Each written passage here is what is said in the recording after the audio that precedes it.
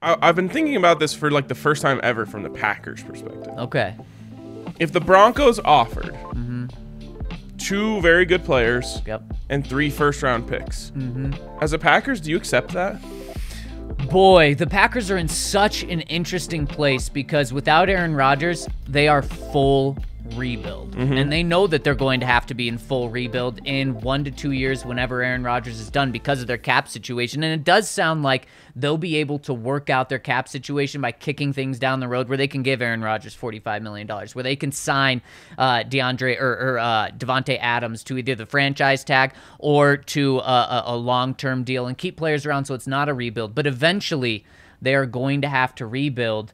Is there a better way to rebuild than by getting 3 first-round picks and 2 really good young players? That's what I mean. And I've been thinking about this more and more, and I'm like, I think the Packers would be dumb to not accept. Now, that's crazy because I say give anything and everything for a franchise quarterback. But they're clearly not in a position to win a Super Bowl. They've only shown it time and time again. Now, you can certainly sell yourself on the dream as the Packers that, well, we'll be better next year and we'll have a better chance next year. No Tom Brady to deal with, etc. Hopefully you don't have to deal with Jimmy Garoppolo and Kyle Shanahan as well. But to me, I'm like, they know that the dream is almost dead, right? Yep. Why not prepare yourself for the future? It's like, the Nuggets trading Carmelo. It's like they knew the time was up, so they did what they had to do. Yeah. That's my thought on it. And while you can definitely, as the Packers, say, well, if the Broncos think they can win a Super Bowl with Aaron Rodgers, why aren't we thinking that too? Right. But I think that there's a very decent possibility that they think, look, we have to start all over very soon.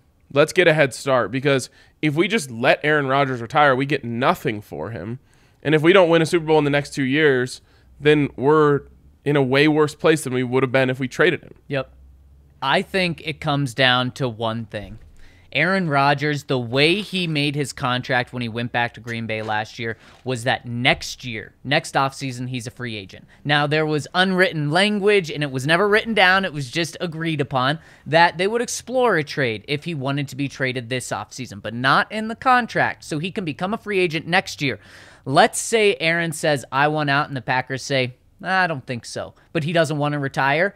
He goes back there for 1 more year, and if they know he's going back there just for 1 more year, not signing a massive 2-year deal, not an extension, that's when you have to trade him. Because Aaron Rodgers for 3 first-round picks and 2 good players, you got to do that knowing he's not coming back. However, I don't think you make that trade just because, like you said, from a Broncos standpoint, yeah, if they're going to trade 3 first-round picks, they should probably just keep him, especially if he's signing a 2 or 3 year deal. You know he has 2 or 3 more years left. But, man, if Aaron Rodgers is a little unhappy and he's not going to sign a deal to stay with you after this year, you do it. You absolutely do it. Yeah, and man, the question really becomes how long is he going to play? Yeah. Because maybe internally, like, I don't know why I just have 2 more years in my head. And 3 would be a bonus. Yep. Anything above that is like massive gravy. Yep. So if you're thinking you get 2 more years as the Packers, I think you can definitely sell the fan base that you won the trade. With 3 first-round picks? Yep. You can. Now, what players are we talking? Well, let me throw a few out there. Tim Patrick and Bradley Chubb with 3 first-round picks, including 9 this year. That's a little tougher. Just because you don't have any proven... Like, obviously, Tim Patrick has proven he's a good NFL player. Yeah. And I think Bradley Chubb has too, but there's no, like, star power there, really. No. So that isn't a gimme. Now, what if it's Javonte Williams and Bradley Chubb? A little bit better. Do they need Javonte? But, yeah, I was going to... That's true. They have Dylan. That's true. Yeah. Okay, so then what... Patrick Surtain is off the table. Broncos say no Surtain. Okay. You're the Packers. You get to choose anyone else. 2. I'm starting with Jerry Jeudy. Okay. Still on the rookie contract, very high ceiling, that sort of thing. And then Justin Simmons? I thought about Justin Simmons. It's just really expensive, and you're already having issues there. Right. Man, that's tough. Just because you want to go young, you essentially want to go cheap and good. Yep. Yep.